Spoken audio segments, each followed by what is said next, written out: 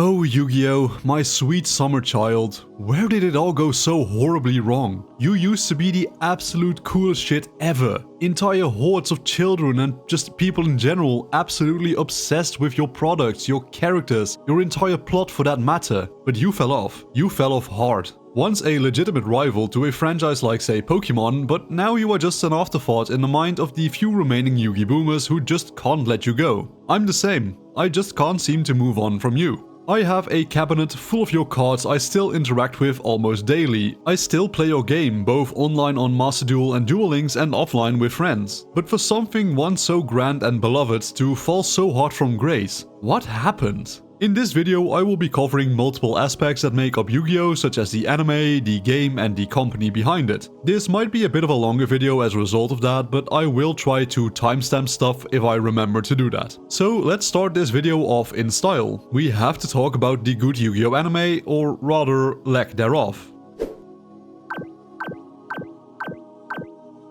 Yu-Gi-Oh! Duel Monsters originally aired in Japan from April 2000 to September 2004, bringing with it the massively popular trading card game, which was a hit with children and adults alike. I don't think there's anybody out there my age who has not at the very least heard of Yugi and his favorite children's card game. The original Duel Monsters series gave us many good characters and a plot that was as wacky as it was enjoyable. I mean, ancient Egyptian shadow magic infused in a children's card game. Like, the people who thought this up had to have been on the best stuff ever created. They must have been huffing that mummy dust on the daily. However, it was as charming as it was crazy. The entire world revolved around people playing the game, from elementary schoolers to the CEOs of the biggest companies in the world. Everybody was ready to duel at any moment. And this concept was also translated to the real world. Playgrounds were filled with children imitating their favorite characters from the show and just dueling it out. The simple nature of the game made it easy for both children and adults to easily start playing once they got their hands on some cards. Yu-Gi-Oh! Itself has gained many other installments over the years. The first one being Yu-Gi-Oh! GX, a direct sequel to the original Duel Monsters franchise. This new sequel was received very positively as it kept the spirit of the original franchise very much alive. And after GX came Yu-Gi-Oh! 5Ds, a new installment of the franchise with looser ties to the previous installments. This is also the very first installment to introduce an entirely new card type to the game with Synchro Monsters. But this installment was also received very positively. Although it did step away a bit more from the original two installments, it was not hindering people's enjoyment of the show in any real way. The characters were fresh and very likable, and even though it's a meme by now, like, them playing card games on motorcycles was actually sick as hell to see. The problem arises right after 5Ds though. After Yu-Gi-Oh! 5Ds finished up, we ended up getting a total of 5 more installments of Yu-Gi-Oh! Anime, movies and specials not included.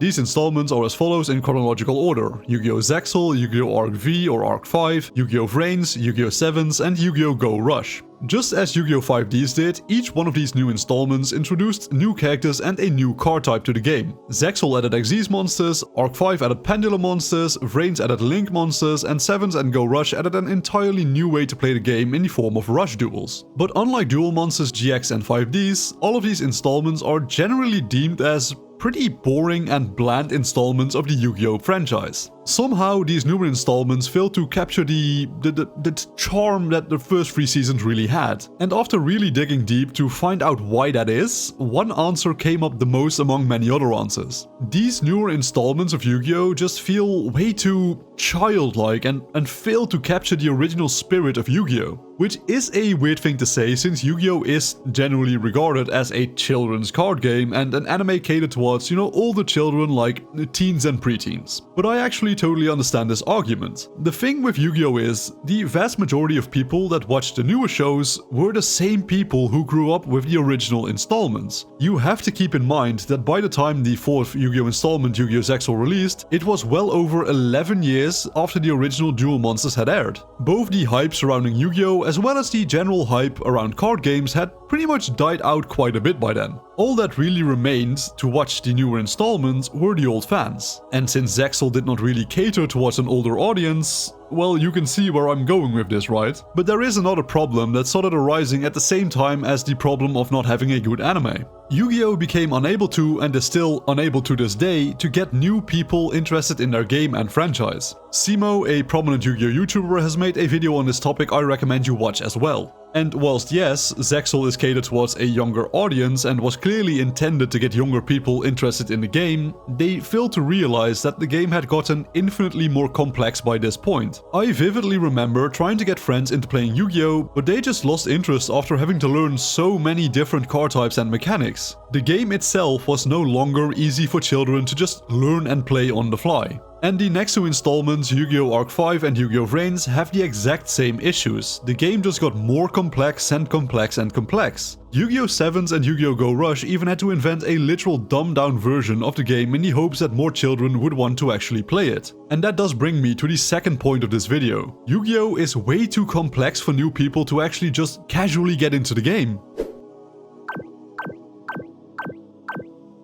Yu-Gi-Oh! For all intents and purposes used to be a pretty simple game. You had normal monsters, monsters with special effects, spell cards to boost your monsters and trap cards to thwart your opponents. Games easily lasted over 10 turns and people were able to interact with one another during a duel. Yu-Gi-Oh! Nowadays has normal monsters, effect monsters, union monsters, Gemini monsters, ritual monsters, fusion monsters, synchro monsters, Xyz monsters, pendulum monsters and link monsters. And then there is the fact that pendulum monsters are both spells and monsters at the same time for, convenience sake. And you also have a subset of pendulum monsters combined with other types of monsters with pendulum ritual monsters, pendulum fusion monsters, pendulum Xyz monsters and pendulum synchro monsters. All to just make things easier to understand for people, right? Like, obviously it's very simple.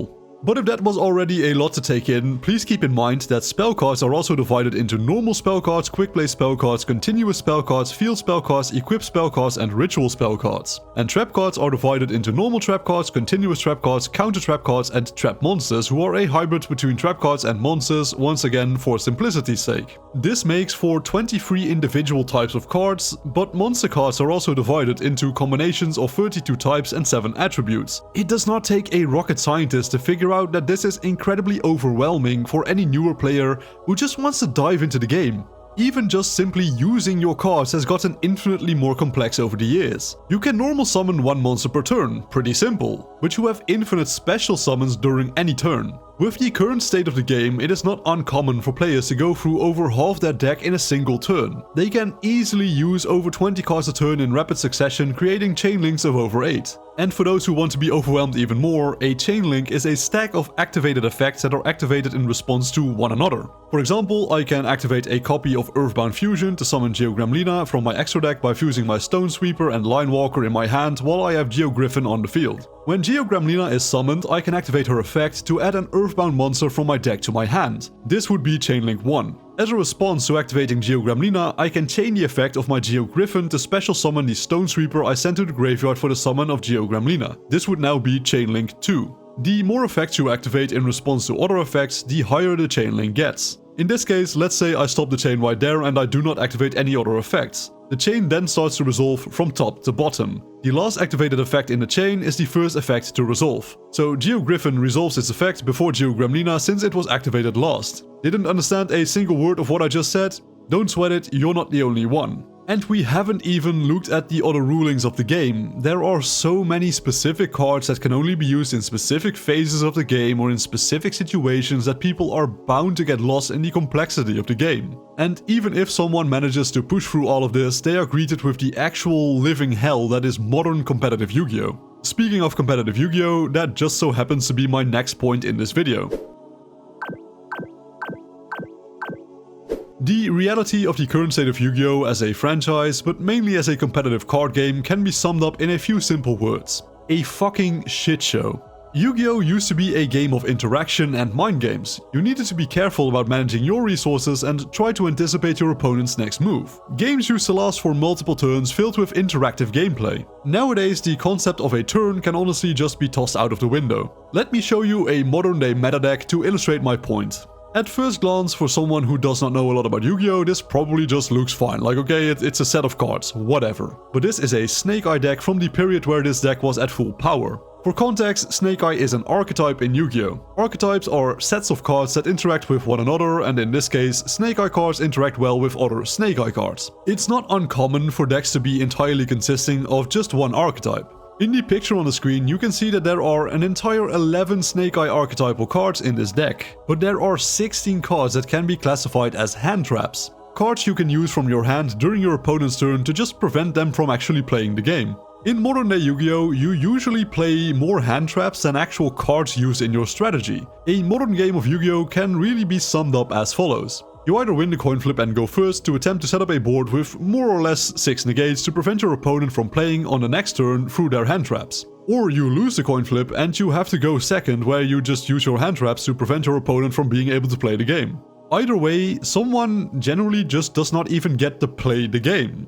Games also often do not exceed turn 3. Most players realistically only get, I want to say half a turn to try and do anything, but they're probably just going to get interrupted. And you might ask yourself, is this exclusive to this so-called Snake Eye deck? And the answer is no. Every single competitive meta deck pretty much plays this way. They all have different cards, sure, but the end result is the exact same. The strategies don't really differ in any meaningful way. Yu-Gi-Oh has over 10,000 unique cards and hundreds of archetypes to play with, but that is just the illusion of choice. In reality, if you want to succeed at competitive Yu-Gi-Oh, there are usually 2, maybe 3 decks you can play to get consistent results during any given format. There is barely any room for creativity or interaction in a modern game of Yu-Gi-Oh, which is a shame because it definitely used to be there in the past. Newer players who realize they can't even play most of their cards during a game of modern Yu-Gi-Oh are justifiably put off by that. You cannot sit there and expect someone to enjoy playing Yu-Gi-Oh if the game is designed in a way where the opponent's goal is to prevent you from playing Yu-Gi-Oh. And there is really only one party to blame for the current state of the franchise. Let's talk about Konami for a bit. So, Konami is the company which essentially owns Yu-Gi-Oh as a franchise, and they have done a absolutely horrible job of just managing it. I don't think there is a single Yu-Gi-Oh player alive today that will tell you they actually like Konami, read Co-Money. Over the years, Konami has shown its player base that squeezing them for money is more important to them than fixing the mess they made. They continuously and very knowingly short print the strongest cards in their packs to artificially increase their value. It is not uncommon that a competitive Yu-Gi-Oh deck can get close to $1,000 if you want, the shiny cards. A very steep investment for anyone, especially on a card game. Konami can easily fix this issue by just offering different rarities in card packs to make these cards slightly easier to obtain. But that would result in slightly less profit, or, well, they think it will, but I personally think they will actually make more money with sealed products if they just operate in that way. But the price of cards is not the only thing people hate Konami for. Konami also does an absolutely abhorrent job at marketing their own franchise as well as just keeping the game balanced. Just think for a moment, when is the last time you have seen an actual ad for a Yu-Gi-Oh product? I think it has been literal years for me. Konami refuses to just properly market the franchise and wonders why interest is not growing. But by far the most annoying thing Konami shows their utter incompetence at is the balancing of the game. For context, Yu-Gi-Oh uses what is known as an eternal format. That is to say, all cards can be used at all times with the exception of some cards on the forbidden and limited list. And Konami always manages to just fail to hit the actual problem cards, like it is insane. The entire community can complain about one unhealthy card for months on end, and Konami will slightly hit a card that is not even in the same deck as the problem card. This causes reasonable crash outs among the players, me included. Like, I have had several points where I just quit until a card was banned because it made the game genuinely unplayable for a not uber competitive player. Konami is literally hammering the nails into their own coffin whilst fully aware of their own dumb decisions. So let's summarize, shall we? Yu-Gi-Oh is a franchise with so much potential to still be great even today, but there are a couple of things that just prevent it from doing just that. Number 1, we need a good new Yu-Gi-Oh anime, one that is relatable to older fans and also good at attracting new fans. Maybe a Duel Monsters reboot featuring the newer summoning mechanics could do just that. Konami is currently doing some lore anime shorts which are nice and all, don't get me wrong, but we need an actual show to revive interest in the Yu-Gi-Oh franchise itself. Number 2, the game needs to be easier to grasp for newer players. The complexity of Yu-Gi-Oh seems to be insanely difficult to grasp, but I believe that with a good teacher or instructions, it does not really need to be. Konami released a 2-player starter set some time ago, which was a total flop, but the idea itself was pretty cool. A scripted duel to guide a player through the game's mechanics. So what if we made a product just like this one, but with character-themed decks? One for fusion summoning, one for ritual summoning, one for pendulum summoning, etc. Use recognizable monsters and recognizable characters. Allow people to explore the game through role-playing with these decks. I genuinely believe that this could be the way to get new players more interested in the game. And number 3, Konami needs to actually start giving a shit. Like, they need to improve their sealed products, they need to be more involved with the community, they need to increase the effort and frequency of ban lists, etc, etc. Unless Konami starts to show the players that they actually give a shit about them, the negativity surrounding the game will never ever go away. Konami are also the only ones who can actually fix the current state of the game by severely hitting the generic negate boss monsters and hand traps that are just splashed in every single deck on the Forbidden and Limited lists. In reality, us players can only work with what Konami has decided to give us. If they give us a broken franchise, that's all we can use. But I will leave you all with this question to answer in the comments down below. Do you have any ideas to fix interest in Yu-Gi-Oh! As a franchise in general? And if so, what would those ideas be? Thank you guys for watching today's video. I had a ton of fun writing this video about a franchise that is very near and dear to my heart. So if you enjoyed today's video, be sure to leave a like, subscribe and let me know your opinions in the comments down below. Work hard, study well and eat and sleep plenty, and I will see you all again in the next video. Peace out.